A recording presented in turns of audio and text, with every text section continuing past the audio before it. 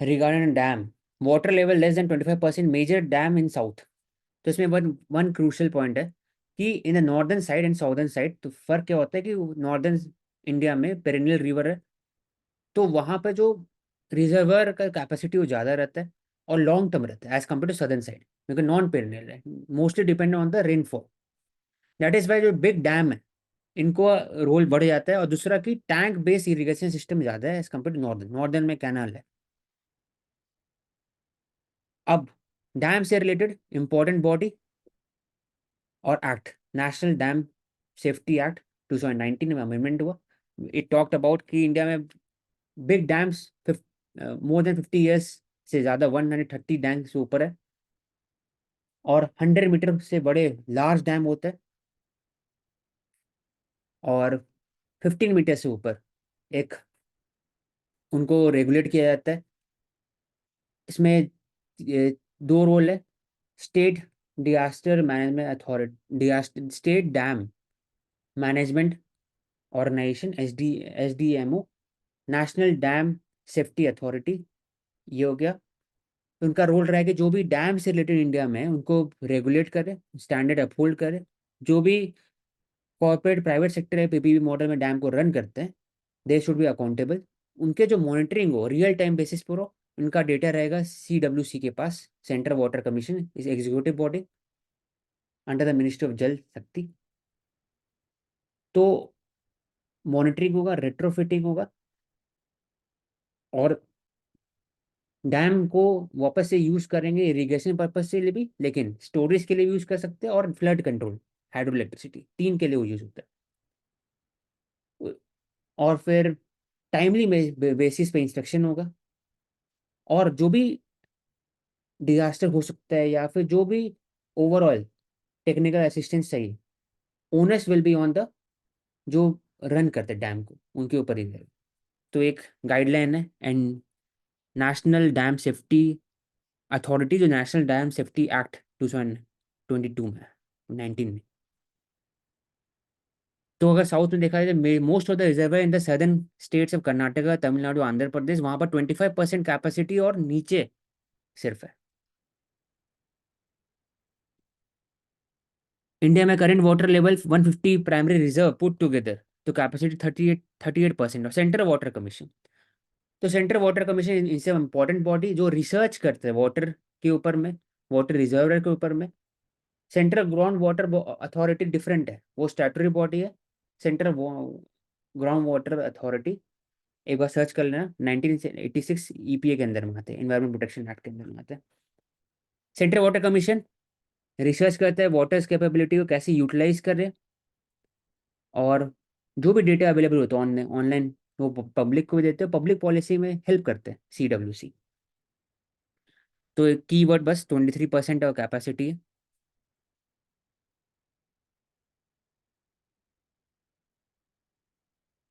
Kerala is the only exception when most of the major dam, it is at least 50% of the capacity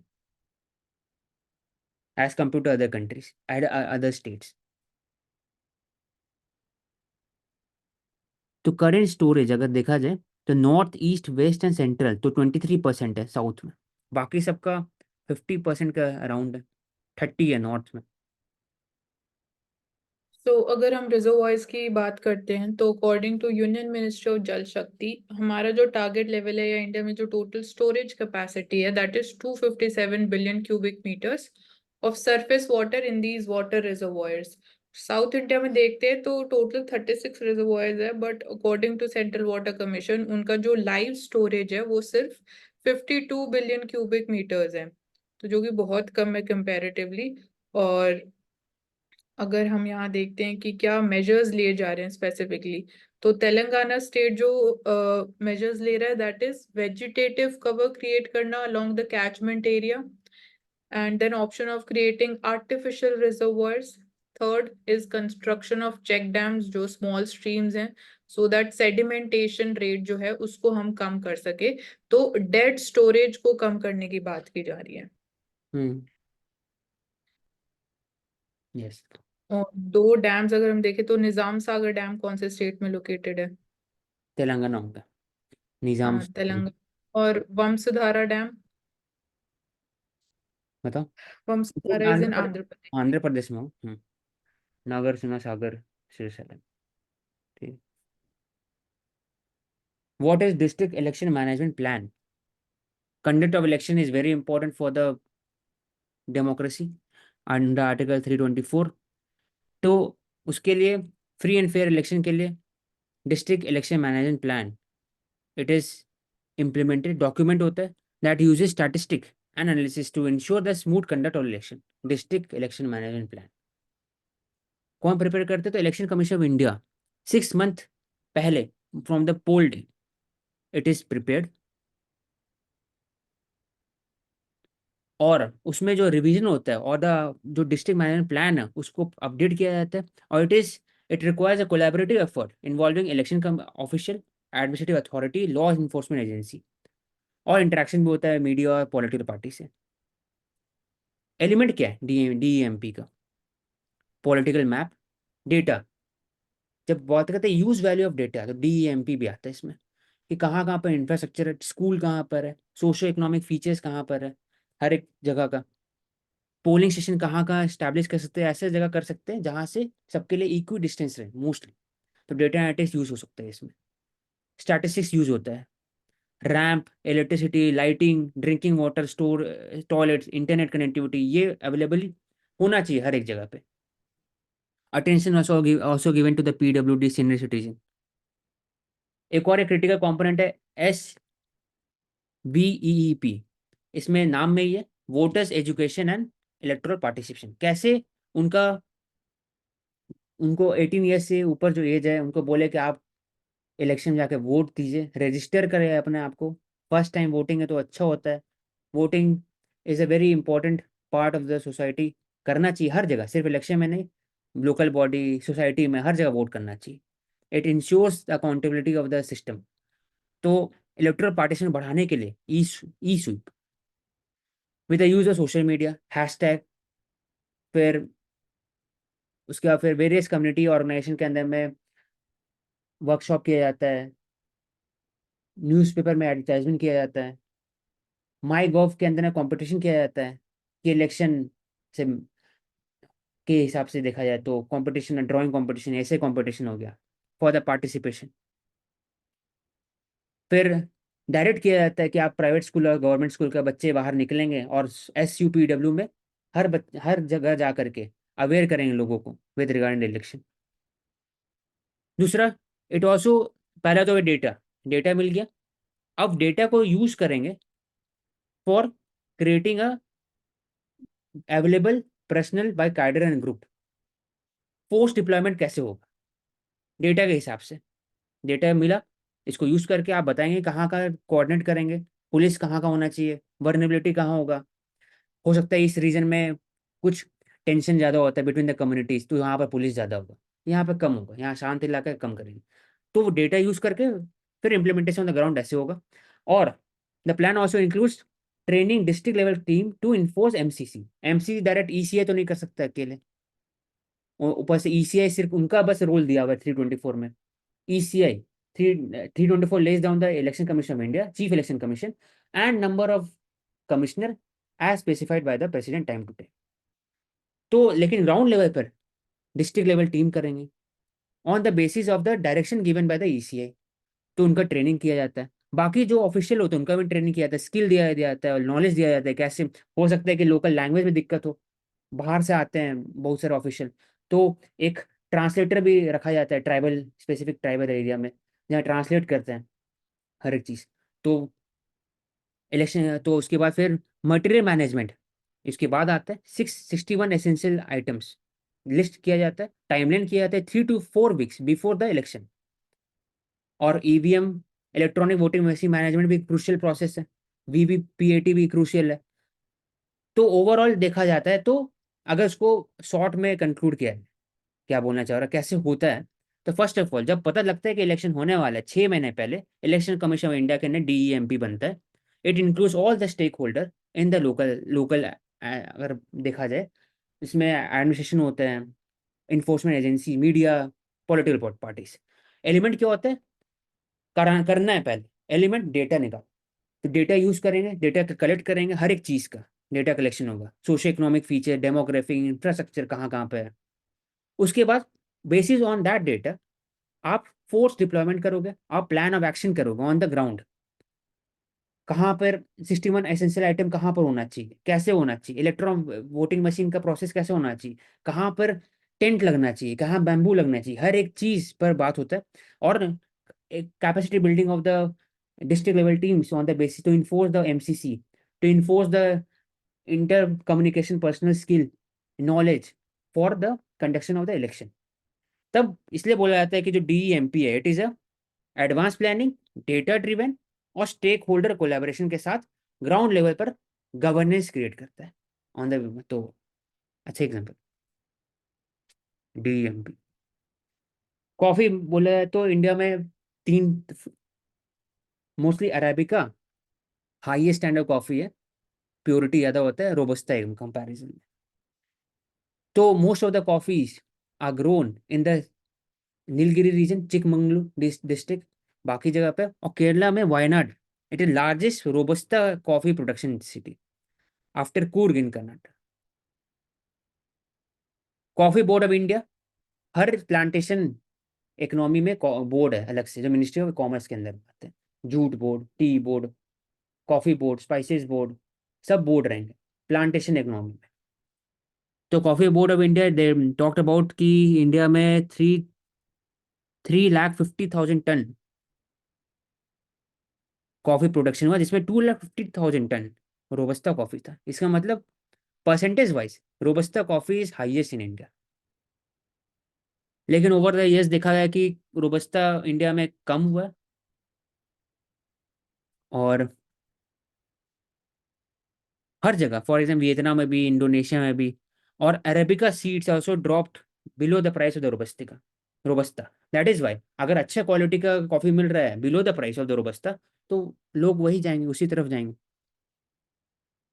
तो दस दो the harvest is almost complete, there is huge shortfall in the supply of coffee this market. सब India तो नहीं कर सकते। तो बोल सकते हैं अगर दुनिया भर में अगर कम हो रहा है प्रोडक्शन तो इंडिया में प्रमोट कर सकते हैं कॉफी प्रोडक्शन। तो चैलेंजेस क्या है यहाँ पर? पहला तो प्लांटेशन ड्रिवन इकोनॉमी है, तो इंडिया में जो प्लांटेशन है it is not mechanised, it is labour based, labour intensive है। चाहे वो टी प्लांटेशन हो कांगड़ा वहां पर, चाहे साउथ में भी, और चाहे दार्जिलिंग टी और असम में, सब जगह लेबर ड्रिवन है। दूसरा, क्लाइमेट चेंज के कारण और डिफॉरेस्टेशन के कारण biodiversity of the coffee gets affected. जैसे नीलगिरी, इसलिए बोला जाता है कि ESZ फॉलो होना चाहिए। नीलगिरी को प्रिस्टीन इन्वायरमेंट है, नीलगिरी उसको कंजर्व करना चाहिए। No rain, some of parts of the district have receive no rain due to El Nino. तो क्लाइमेट चेंज एल नीनो के कारण भी कम होता है। दूसरा, अगर लगातार आप कॉफी प्लांटेशन में आप डालते NPK value, DAP, nitrogen phosphorus डालते, उसके कारण होता है सॉइल का फर्टिलिटी, सॉइल का प्रोडक्टिविटी कम होते रहता है विद द ईयर्स। वो भी कारण है। दूसरा, वर्ल्ड वाइड जो क्राइसिस होता है प्राइसेस का, उसके कारण प्रॉब्लम होता है। ऐसे रोबस्ता का भी कम हो गया एज कम्पेयर टू अरेबिका। फिर दूसरा कि कैपिटल इंसेंटिव है, आपको प्लांटेशन खरीदना पड़ता है।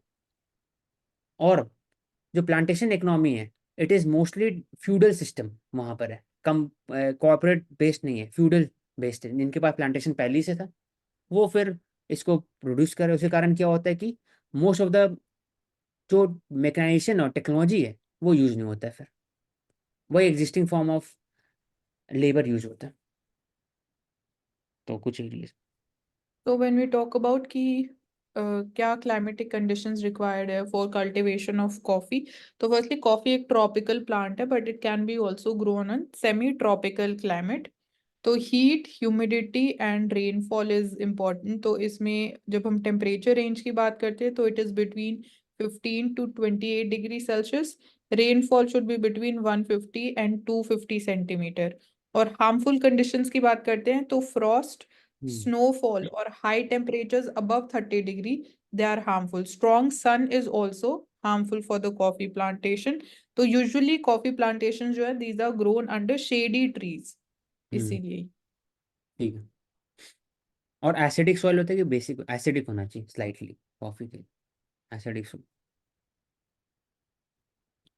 We already hmm, discuss this one कि गूगल बिलिंग, तो इसको हाईलाइट करते हैं। तो रिगार्डिंग दैट, जो गूगल और एप्पल प्ले स्टोर है, they creates a duopoly in the play store, क्योंकि प्ले स्टोर और कोई ऑल्टरनेट प्ले स्टोर है ही नहीं। आपको कभी भी ऐप खरीदना है तो ऑनलाइन आप खरीदना भी और डाउनलोड भी करना है तो आप जाके गूगल में सर्च नहीं कर रहे हो, आप प्ले स्टोर में जा रहे हो। तो अगर गूगल प्ले स्टोर चाहे तो ऐप को डी लिस्ट भी कर सकते हैं, पूरे कंपनी बंद हो सकते हैं एक ही बार में। उनके पास इतना पावर है, उनके पास इतना पावर है कि वो डिक्टेट करते हैं कि ये ऐप से 30% लेंगे, 25% लेंगे कमीशन। तो कमीशन भी रेगुलेटेड नहीं, उनका कमीशन भी डिफरेंट है हर एक ऐप के लिए रेवेन्यू मॉडल पर। तो ट्विक भी करते रहते हैं हर 2 साल में। जो कभी कभी जो छोटे कंपनी होता है उनको दिक्कत होती है, कभी बड़ी बिग कंपनी में दिक्कत होता है। तो जो इसी पर बिलिंग होता है, competition commission of India, which is a statutory body, 202 act, it ensures that mal practices नहीं होना चाहिए, सबको इक्वल प्लेइंग फील्ड मिलना चाहिए मार्केट में, मार्केट डिस्टॉर्शन मेजर है वो लेने नहीं लेना चाहिए। तो free and fair practices, ethical practices promote होना चाहिए ताकि कंपटीशन इंडिया में, नाम में ये कंपटीशन मार्केट में बढ़े। तो उन्होंने फिर एक तरह से इंटरिम रिलीफ दिया, denying the interim relief regarding the Google play store payment policy. Payment कभी भी वो किसी को डिलिस्ट कर सकते हो, पेमेंट हाई कर सकते हैं, तो उस पर बात हो रहा है। तो अगर इसको डील किया जाए तो सिर्फ और सिर्फ डेटरेंट है penalty. Ultimately there should be a digital act policy, जैसे ही डिजिटल एक्ट ऑफ ईयू है वैसे इंडिया में होना चाहिए। डेटा प्रोटेक्शन की बात करते हैं लेकिन डिजिटल एक्ट कोई नहीं है इंडिया में ऐसा, जहाँ पर टेक जाइंट भी रहेंगे, सिविल सोसाइटी भी रहेंगे, गवर्नमेंट के ऑफिशियल्स भी रहेंगे। तो ओवरऑल देखा जाएंगे तो वो लॉयर्स भी हो सकते हैं, तो इसी कारण अच्छे से रेगुलेशन हो सकता है। तो जब ऐप डीलिस्टिंग का बात की तो कौन से ऐप डीलिस्ट हुए थे? शादी.com, Kuku FM, because they have not paid the fees, तो डीलिस्ट कर दिया पूरे शादी.com मॉडल, और पूरे कंपनी बंद हो गया एक ही बार में। इतने पावर गूगल के पास। तो इसलिए इसमें एक तरह से रूल आता है, इसको बोलते हैं, अगर इसको एग्जांपल लिया, गूगल का एग्जांपल लिया जाए तो लिबर्टेरियन प्रिंसिपल ऑफ इकोनॉमिक्स ये हो गया एग्जांपल, कि आप रूल कर रहे हो, आप सिर्फ और सिर्फ अपने बारे में सोच रहे हो, प्रॉफिटियरिंग कर रहे हो। लेकिन स्टेट का इंटरवेंशन जरूरत पड़ता है कब? जब आप डिस्टॉर्ट करते हो। लिबर्टेरियन में ये भी है लास्ट में। लेकिन आपको जितना ही प्रॉफिट करना है खुद से करना है, कैसे भी करना है वो खुद से कर सकते हो, उसमें कोई रोक टोक नहीं है आपको। लेकिन overall if there is a distortion in trade, if there is a mal practice, ethical mal practices in the business, then state has the right to interview.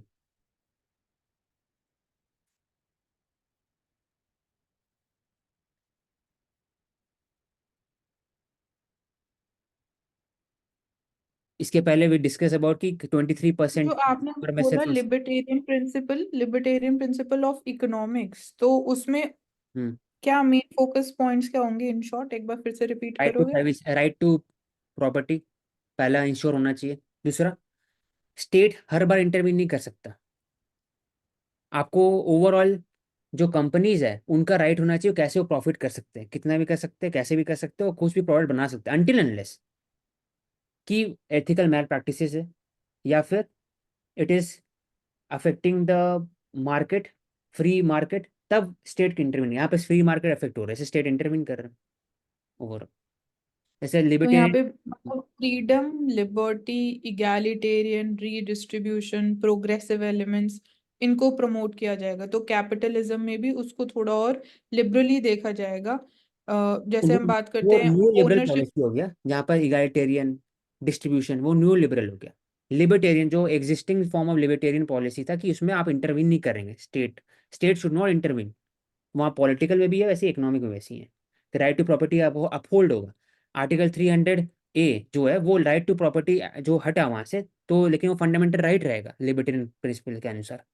लेकिन इंडिया ने बोला कि नहीं, वो ऐसा नहीं हो सकता, क्योंकि on the larger public interest state can take your property और रीडिस्ट्रीब्यूट भी कर सकते हैं, and for example land reform. हाँ, तो यहाँ पे एक न्यू लिबरल स्टेटमेंट और लिखा है। लिबर्टेरियन होंगे।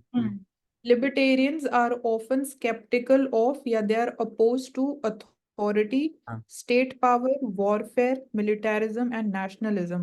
हम्म। बट ये यूनिवर्सली नहीं बोल सकते, मेजरली ये एलिमेंट्स देखे गए हैं। हम्म। तो वही मैं बोला ना कि इसमें हाँ लिबर्टेरियन नहीं बोले हैं कि जो भी कंपनी जो खुद से इन्वेस्ट कर सकते हैं कहीं पे कर सकते, स्टेट ड्राइव नहीं करे, स्टेट नहीं बोले कितना कोटा होना चाहिए, क्या एम्बेसडर सिर्फ हाँ 100 एम्बेसडर बनेगा सिर्फ एक कंपनी में, ऐसे नहीं बोल सकता, कितने ही बना सकते हैं according to the market forces. लेकिन राइट टू प्रॉपर्टी भी है, लेकिन अगर डिस्टॉर्ट कर रहे हैं, यहाँ डिस्टॉर्शन है, यहाँ पर देखा जाता है पेमेंट में पॉलिसी में डिस्टॉर्शन है, डुओपोली डिस्टॉर्शन है मार्केट का, तो यहाँ पर इंटरवीन हाँ। कर सकता है, तो बस और बस डिस्टॉर्शन न्यू इंटरवीन होता लिबरलिज्म में यहाँ थोड़ा फ्रीडम वाला एलिमेंट और ज्यादा आ जाएगा, उसमें मार्केट का इंटरवेंशन, मार्केट रोल इंपॉर्टेंट आ जाएगा। इक्विटेबल डिस्ट्रीब्यूशन न्यू लिबरलिज्म में आ जाएगा, रिफॉर्म्स जो। है। न्यूअल रिप्रेजेंट में होगा क्या, मार्केट होना चाहिए, लेकिन मार्केट किसके लिए होना चाहिए, it should be for the public. तो उसमें इक्विटेरियन प्रिंसिपल आएगा for progressive taxation, new liberal policy. फिर पीएलआई डीएलआई स्कीम भी हो गया, न्यू लिबरल हो गया, इक्वलाइजेशन लेवी न्यू लिबरल हो गया। उसके बाद फिर आपको कैपेसिटी बिल्डिंग, अमर्त्य सेन का जैसे आप सपोर्ट करोगे, तो पीएलआई स्कीम कैपेसिटी बिल्डिंग हो गया, डीएलआई हो गया। फिर आप लैंड दे रहे हो, ईज ऑफ डूइंग बिजनेस के लैंड दे रहे हो, लैंड एक्विजिशन पॉलिसी ईजी कर रहे हो।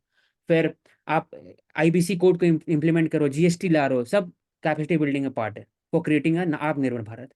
तो न्यू लिबरल हम्म। पॉलिसी। लेकिन ये होगा कि यस। आप बस चलाइए, आपको स्टेट कुछ नहीं कर सकता, स्टेट जरूरत नहीं है इंटरवीन करने कोई भी चीज, एग्जिस्टिंग फॉर्मल लिबर्टेरियन।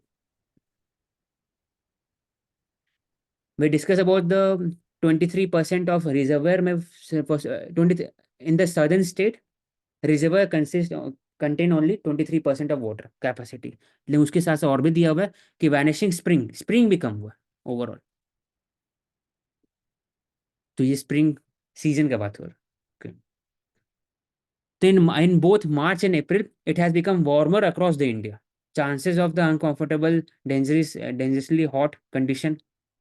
स्टडी हुआ है कि 1970s के लेवल पे Jammu Kashmir has seen the greatest increase in average temperature, that is why Gulmarg और पहलगाम में स्नोफॉल नहीं इस बार जैसा होना चाहिए। Maharashtra, Bihar and Chhattisgarh had more 5% chance of witnessing temperature अब 40 डिग्री सेल्सियस।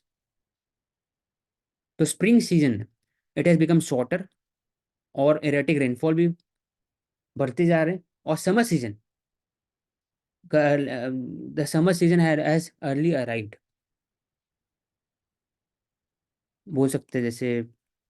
क्यों हो रहा है ऐसा, ऑब्वियस बात है कि GHG, global warming potential of some gases, carbon dioxide, methane, nitrogen oxide, water vapour also, it has increased over the years, it is creating a heat dome effect. और overall the 1.5 1.1 degree Celsius has increased post industrialisation 1850 to 900. So it is favoring the arrival of hot weather season early in India. Concentration नहीं बढ़ा है।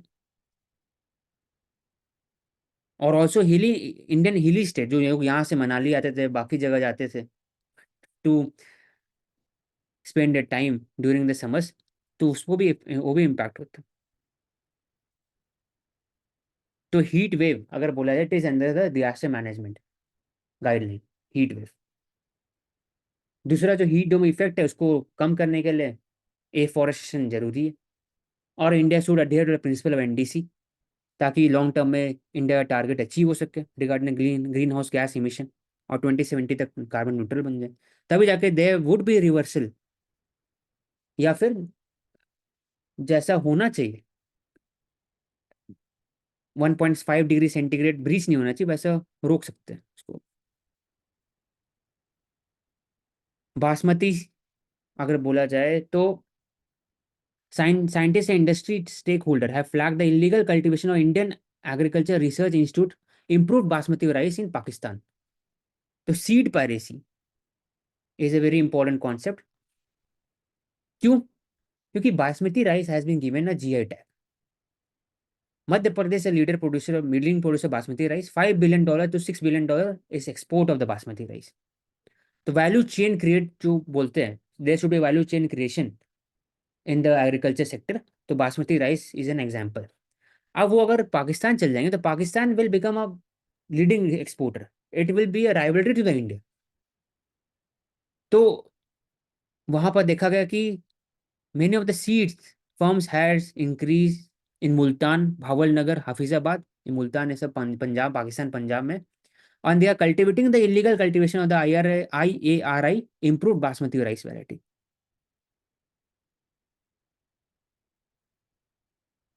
तो major जो cultivation होता है basmati rice का India में, वो होता है फुट हिल्स ऑफ हिमालयाज में। और कैसे कैरेक्टराइज करते हैं, तो these are the world's longest rice grain, जो लेंथ या जो साइज होता है एक सिंगल राइस ग्रेन का, these are the longest. And these are famous because they are high in nutritious value also, इनकी अरोमा भी डिफरेंट होता है। और अभी करंटली इंडिया वर्ल्ड का लीडिंग एक्सपोर्टर है बासमती राइस का। $6.4 billion achieved 2022-2023। तो वाइट बासमती राइस इनका एक्सपोर्ट बढ़ते जा रहा है। और नॉन बासमती में broken rice, parboiled rice, it has decrease. दूसरा अगर बोला जाए तो how the seeds is regulated. India में एक्ट है सीड एक्ट, ये रेगुलेट करते overall seed cultivation in India. Seed का कैसे मैनेजमेंट होता है, स्टैंडर्ड प्रैक्टिसेस कैसा होता है, कौन सो एक बनाते हैं, सब में होता है। तो एरोमेटिक वेरिएशन, कायनात 121 बासमती, इसको यूज किया गया था अंदर IRI। ऑल्सो कंसर्न बासमती क्या है, ग्लूटेन, क्या होगा? these are gluten free, basmati rice gluten free है, कोलेस्ट्रॉल फ्री भी है, they are low in fat, low in sodium, and इनमें ऑल 8 जो इसेंशियल अमीनो एसिड्स और फॉलिक एसिड है वो मिलते हैं। तो इनका जो ग्लाइसेमिक इंडेक्स है वो मीडियम टू लो रेंज में रहता है। और जैसे हम बोलते हैं कि जैसे कुछ भी अगर आप खाते हो, जो फूड खा रहे हो, तो जो एनर्जी रिलीज होना चाहिए वो स्लोअर रेट पे होना चाहिए, स्टेडियर रेट पे होना चाहिए फॉर अ हेल्दी बॉडी। तो वो भी मतलब हमें देखने को मिलता है इन बासमती राइस केस। तो बैलेंस्ड एनर्जी लेवल्स रहते हैं हमारी बॉडी में। हम्म, ठीक है। इंडिया कंसर्न क्या है, basmati is grown only in India and Pakistan. और इंडिया में GI टैग मिला हुआ है, तो इंडिया जो एक्सपोर्ट हब है, वो एक तरह से compete करेगा पाकिस्तान से। और सेम प्रोडक्ट पर compete करेंगे तो इंडिया को लॉन्ग टर्म में दिक्कत हो सकती है। Further it has help Pakistan gain a 60 to 70% of EU and UK market for brown rice, brown basmati. Currently India is a clear market leader in west Asia. और but Pakistan mill they have also adopted the par boiling technology, and also अगर वो use करेंगे IAR basmati varieties तो there could be challenges. India को क्या करना चाहिए, तो इंडिया पहला एक्ट हो गया सीड एक्ट। दूसरा, protection of plant variety and farmers right act 2001। इसके अंडर में द IARI जो बासमती वेराइटीज है, it has been registered under this act. इसमें बोला जाता है कि एक्ट नाम में ही है कि protection of plant varieties and farmers right. तो farmers right, they have the Indian farmers have the right to sow, save and re-sow the seed that is being made or फिर इसको improved by the IARI, only Indian farmers। और plant variety से protection का बात होता है इसमें। Further second, it is notified under seed act 1996 which allow us that GI tag वाले जो होते हैं they should be grown with in the India, अलग अलग जगह पर, फॉर एग्जाम्पल पंजाब, हरियाणा। तो सबसे ज्यादा पंजाब में, फिर बाकी जगह पर हरियाणा, दिल्ली। तो वॉयलेशन ऑफ द IPR होगा अगर वो the sale of the seed and cultivation in Pakistan violate IPR word. And WTO के अंदर में वो कंप्लेन भी कर सकते हैं और फाइल भी कर सकते हैं। तो डिस्प्यूट सेटलमेंट मैकेनिज्म और जो बॉडी का बात करते हैं, तो यहाँ पे एक रोल प्ले करता है कि दोनों कंट्रीज बीच में ट्रेड डिस्टॉर्टिंग मेजर्स लिया जा रहा है, दोनों में कंपटीशन है, कुछ इश्यूज है, तो दे कैन डील अकॉर्डिंगली आपस में, या फिर वो जाकर WTO में कंप्लेन कर सकते हैं। तो ओवरऑल दो important act, protection of plants variety and farmers rights act 2001 और दूसरा seed act 1996। Regarding the fertility rate, India में करेंटली 2.1 होता है रिप्लेसमेंट रेशियो, मतलब जितने पॉपुलेशन है उसको रिप्लेस किया जाए उतनी पॉपुलेशन से स्टैग्नेशन रहे, 2.1 चाहिए। लेकिन अभी 2 है इंडिया का, वो धीरे धीरे कम होते रहेगा, 1.29 हो जाएगा overall fertility. Children, number of children born per women, it has decline from 1970 जहाँ पर 1950 जहाँ पर 6 था पर वुमेन, 4 हुआ 1980 में, फिर 2 हो गया, अभी 1.91 है 2021 में। रीजन क्या? Increase of the literacy, female literacy, women workforce participation, तो वो कम चाहती है, और फिर इन्फ्लेशन बढ़ते जा रहा है तो कॉस्ट ज़्यादा है टू रीच द चिल्ड्रन।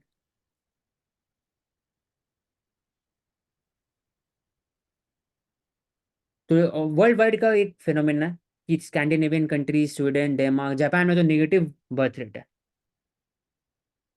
वहां पर जो गवर्नमेंट है, they are giving incentive 3 lakh 4 lakh rupees, basing on the basis of the Japanese yen, कि आप हेल्प करिए, आप पॉपुलेट करिए जापान को, क्योंकि अल्टीमेटली अगर लेबर शॉर्टेज होता है तो दे नीड लेबर, तो वीज़ा एप्लीकेशन बढ़ेगा, और more and more people from the अलग countries will come to Japan, they will settle there.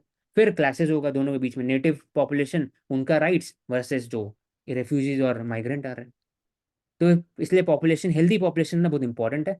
China को अभी जाकर पता चला 2018 में, जब उनका एक ओवरटर्न विंडो पार हो गया रिगार्डिंग द डेमोग्राफिक डिविडेंड, वहां पहली बार there is a negative growth.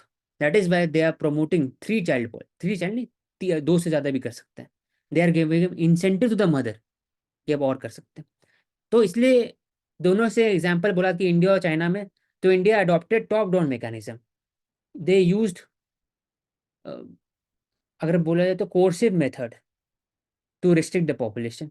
India nudge the behaviour of the people, तो नजिंग मैकेनिज्म यहाँ यूज हुआ है। India gave incentive, India make the people aware regarding the family planning.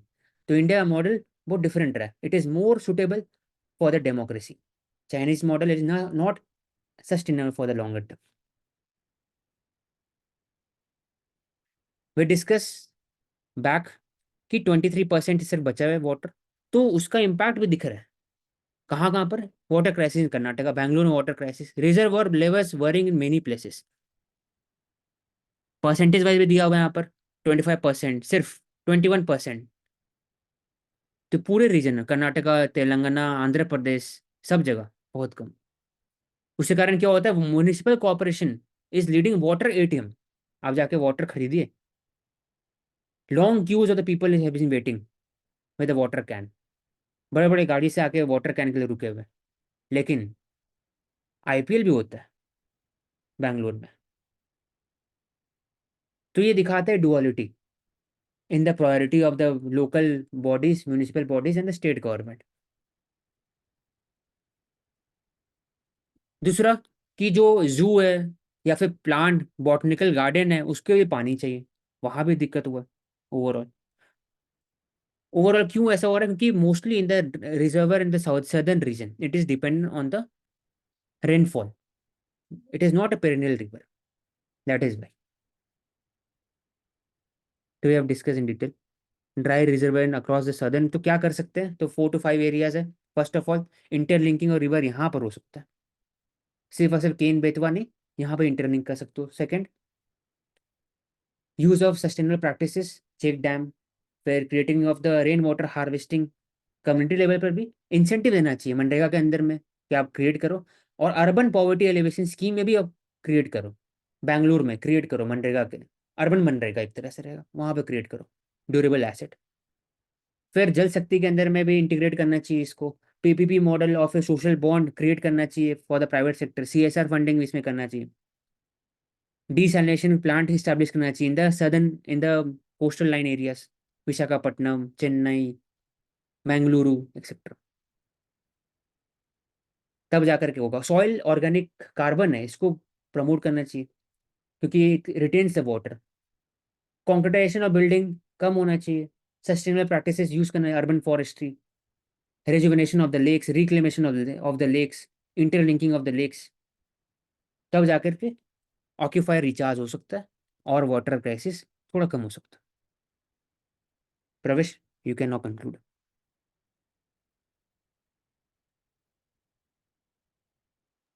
Oh, thank you. Today, the very beginning, we talked about the semiconductors. What are the basic conductors and the information about what is conductivity, what is temperature relation with the semiconductors. Then the second topic, we talked about the digital markets in which we show कि Alphabet जो Google की एक partner company और Meta उन्होंने violet किए हैं digital market act rules, जिनके अंदर एक इंटरनल मार्केट कमिश्नर होता है जो कि ऐप मैन्युफैक्चरर्स को प्रिवेंट करता है ताकि वो डायरेक्टली कम्युनिकेटिंग और कॉन्ट्रैक्ट ना करें एंड स्टेट यूजर के साथ, और लेवल प्लेइंग फील्ड सोसाइटी के अंदर क्रिएट होने दें। इंडिया के अंदर ऐसा कोई भी लॉ नहीं है, होना चाहिए, ऐसी जो पूरी सिविल सोसाइटी है उसका ऐसा कहना है। इसके बाद हमने देखा कि अगर इंडिया की बात करें तो डिजिटल स्पेस के ऊपर क्या क्या लॉ है, डाटा प्रोटेक्शन एक्ट है, लेकिन प्रॉपर रेगुलेटरी बॉडी अभी तक नहीं है जो बिग टेक कंपनीज को रेगुलेट कर सके। एआई लेड डाटा मैनिपुलेशन जो होता है इलेक्शन से लेकर के हर फील्ड के अंदर जो देखने को मिल रहा है, जनरेटिव एआई तक भी, डिजिटल मार्केट तक भी नहीं है हमारे यहाँ, होना चाहिए। चाइना की हमने बात की तो चाइना के अंदर दो तरीके की हम देखते हैं ट्रांसफॉर्मेशन आया। पहला 1949 के बाद से जब कम्युनिस्ट पार्टी थी, तो वहां की कम्युनिस्ट पार्टी और इंडिया की जो सीपीआईएम है उसमें क्या डिफरेंस है अगर हम समझे, तो वहां की जो पार्टी है वो माओ जेडोंग के प्रिंसिपल पर काम करती है, जिसके अंदर उनकी जो आइडियोलॉजी है वो फार्मर्स और पीजेंट्स को लेकर के चलती है। लेकिन जो सीपीआईएम है वो वर्कर्स की बात करती है, वो लेबर्स की बात करती है। इसके बाद हमने देखा कि चाइना जो है वो सुपर पावर बनना चाहता है, तो उसके हमने कुछ क्रेडेंशियल देखे कि सुपर पावर कैसे बना जाता है। आप हार्ड पावर सॉफ्ट पावर दोनों हो आपके पास economic and political self sufficiency हो, बीओपी हो, मल्टीलेटरल इंस्टीट्यूशंस के अंदर आपकी स्ट्रेंथ हो, जैसे यूएनएससी के अंदर वीटो हो, ह्यूमन कैपिटल हो, टेक्नोलॉजी हो, डिफेंस एंड स्पेस मैन्योवरेबिलिटी हो, डायस्पोरा आपका बहुत अच्छा हो, ह्यूमैनिटेरियन इमेज हो सोसाइटी के पूरे वर्ल्ड के अंदर। फिर हमने देखा बी सेल और टी सेल क्या होते हैं। बी सेल हमारे मेमोरी सेल होते हैं, हमारी बॉडी के अंदर कोई भी पैथोजन अगर आते हैं तो हमारे बी सेल में इंडिकेट करते हैं कि मेरे पास ऐसी नॉलेज है जिससे मैं टी सेल को ये बताऊंगा कि आप ट्रिगर कीजिए और इस पैथोजन को डील कीजिए। इसके अलावा हमने देखा मेजर डैम्स के बारे में, तो अलग अलग हमारे यहाँ मेजर डैम्स है। साउथ इंडिया के अंदर केरला हमारा ऐसा स्टेट है, जब आंध्र प्रदेश जहाँ पर सबसे ज्यादा डैम है। साउथ इंडिया नॉर्थ इंडिया की बात करें तो डैम के अंदर एक डिफरेंस है। क्या डिफरेंस है कि जो वाटर की कैपेसिटी है वो साउथ इंडिया के अंदर सिर्फ 23% है, लेकिन नॉर्थ इंडिया के अंदर ज्यादा है। क्या कारण है? पेरेनियल रिवर्स है, ई फ्लो मेंटेन रहता है, इवेपोरेशन ज्यादा है, हिमालय के आसपास जो जेट स्ट्रीम होती है उनकी वजह से भी ज्यादा बारिश होती है। इसके अलावा हमने देखा जो 100 मीटर से ज्यादा के डैम होते हैं, ये क्राइटेरिया कि वो बड़े डैम बिग डैम कहलाते हैं। स्टेट डैम अथॉरिटी हमारे यहाँ पर होती है जो रेगुलेशन का, मेंटेनेंस का और पेनल्टी इम्पोजिशन का भी काम करती है। जल मिनिस्ट्री के अंडर हमारे यहाँ एक अलग से एजेंसी भी है, सेंट्रल वाटर कमीशन। इसके बाद अगर हम बात करें तो केरला साउथ इंडिया का एक ऐसा स्टेट है जहां पर डैम्स के अंदर जो कैपेसिटी है वो 50% से ज्यादा है, लेकिन बहुत सारे ऐसे हैं जहां पर नहीं है। इवन नॉर्थ इंडिया के अंदर भी नहीं है। जब भी हम देखते हैं यमुना फ्लड, जिसके पीछे एक इंपॉर्टेंट रीजन होता है कि भाखड़ा नांगल की जो कैपेसिटी है वो इतनी नहीं है, जिसकी वजह से लाखों क्यूबिक वाटर जो है वो रिलीज किया जाता है और दिल्ली और जो नेबरिंग ड्रेनेज रीजन है, बड़ी बड़ी सिटीज है, वो अंडर वाटर आ जाती है। ड्रेनेज की भी दिक्कत आती है, महामारी फैलती है। इसके अलावा दो डैम्स की हमने बात करी, एक है नागा अर्जुन सागर डैम जो कि आंध्र प्रदेश में, और वमसाधरा जो कि एक नदी के ऊपर, वमसाधरा आंध्रा में ही। डिस्ट्रिक्ट इलेक्शन मैनेजमेंट प्लान के ऊपर बात की। इलेक्शन कमीशन ऑफ इंडिया 6 महीने पहले तैयार करता है हर डिस्ट्रिक्ट के लिए। अगर इंडिया के अंदर डिस्ट्रिक्ट की बात करें तो करीब करीब हम बात कर सकते हैं 730 से 735 हमारे यहाँ जिले हैं। डिस्ट्रिक्ट बनाने की पावर स्टेट के पास, स्टेट बनाने की पावर यूनियन के पास अंडर आर्टिकल 3। इसके अलावा क्या काम होता है इस डिस्ट्रिक्ट प्लान का? बूथ आइडेंटिफिकेशन, इंफ्रा वहां पर है या नहीं, कनेक्टिविटी, ट्रांसपेरेंसी, डिस्ट्रिक्ट ऑफिसर वहां पर अपॉइंटेड है या नहीं। तो कहीं ना कहीं डिस्ट्रिक्ट लेवल पर इलेक्शन करवाने के लिए बॉटम टू अप अप्रोच का जो प्लान है उसमें एक अहम भूमिका डिस्ट्रिक्ट इलेक्शन मैनेजमेंट प्लान निभाता है। एल नीनो की बात की। एल नीनो यानी इंडिया के अंदर जो बारिश है वो नहीं होगी, होगी तो बहुत कम होगी। कहाँ पर ज्यादा होगी? Peruvian current, Peruvian, Chile, Chile countries, southern जो हमारा अमेरिका है वहां पर ज्यादा होगी। ला नीनो इंडिया के अंदर ज्यादा बारिश होगी। पॉजिटिव डाइपोल इंडिया के अंदर ज्यादा बारिश होगी, नेगेटिव इंडिया के अंदर नहीं होगी। जब एल नीनो और ला नीनो की बात करते हैं तो वेस्टर्न हम